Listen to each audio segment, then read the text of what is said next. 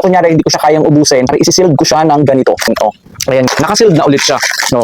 'Di ba? Parang bago na ulit to. Ang galing ng food sealer na to, guys. Grabe. Kung hindi nyo kayang ubusin yung snacks, yung chichirya nyo, pwede mong i-lock ulit, pwede mong i-seal ulit gamit ang food sealer na to.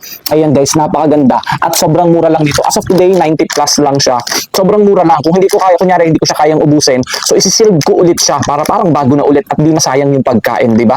So sobrang mura lang ng food sealer na to. Kunyari, isi-seal ko siya ng ganito. Tingnan nyo siya, ha. Ayan, legit na legit yan, guys. Parang bago na ulit. Hindi masasayang yung pagkain nyo. Sobrang mura lang nito at saka dahil maliit lang yung size nitong food sealer na to, pwede mo siyang daladalahanin. Oh.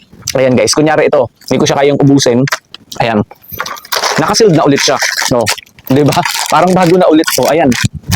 Ang galing, guys, parang bago na ulit. Kaya kung kayo ay hindi nyo kayang makaubos ng isang malaking snacks, isang malaking chichirya, kukuha lang kayo ng pakonte-konte, o di ba? Pwede nyo nang i-sealed ulit na parang bago na ulit, parang walang nangyari. Sobrang mura. Ang laking tulong nito, guys, ng food sealer na to. Kahit hindi mga chichirya, kahit na anong mga food na gusto mong i-sealed na nasa plastic, ayan, guys, pwedeng gamitin ang ating food sealer na to. Sobrang mura lang. 90 plus lang siya as of today. Kaya kung gusto nyo, guys, check out nyo na, available sa Yellow Basket.